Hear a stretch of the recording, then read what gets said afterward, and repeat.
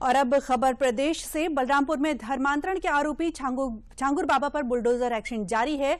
आलीशान कोठी पर तीसरे दिन भी कार्रवाई। एसएसपी ने कहा, जब तक कोठी ढह नहीं जाती बुलडोजर नहीं रुकेगा। बाबा पर 1500 महिलाओं के धर्मांतरण का आरोप भी है। क्या है पूरी खबर, आइए जानते हैं। जमानुद्दीन उर्फ झांगुर बाबा के काले कारनामों की किताब खुलती ही जा रही है। इस किताब के हर पन्ने में झांगुर बाबा का काला सच उजागर होता जा रहा है। इस बाबा के एक से एक किस्से सामने आ रहे हैं। अब इस झांगुर बाबा की पहचान एक ऐसे शातिर धर्मांतरण गिरोह के मास्टरमाइंड की बन चुकी है, जिसने न केवल हजारों महिलाओं को शिकार बनाया, बल्कि एक संगठित इस्लामी दावा नेटवर्क को खड़ा करने की गहरी साजिश भी रच डाली। और इसी साजिश की सजा अब योगी सरकार इस झांगुर बाबा को दे रही है।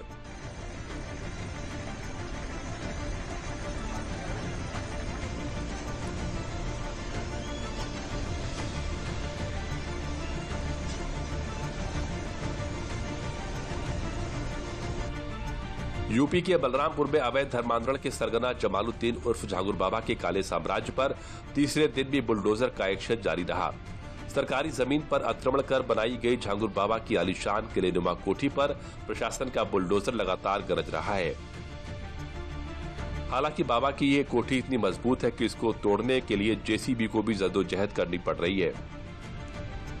झांगुर बाबा ने अपनी इस मजबूत कोठी में 10 मिलीमीटर से 15 मिलीमीटर तक की मोटी मोटी सरिया लगवा रखी है।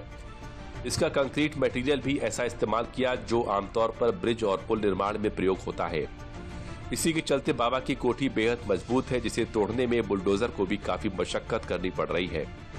चाहे जितनी मजबूती के साथ बनवाया हो, लेकिन कानून का शिकंजा इस मजबूती पर भारी है। ये बुलडोजर तब तक नहीं रुकेगा जब तक झांगुर बाबा की यह पूरी अवैध कोठी मिट्टी में नहीं मिल जाती।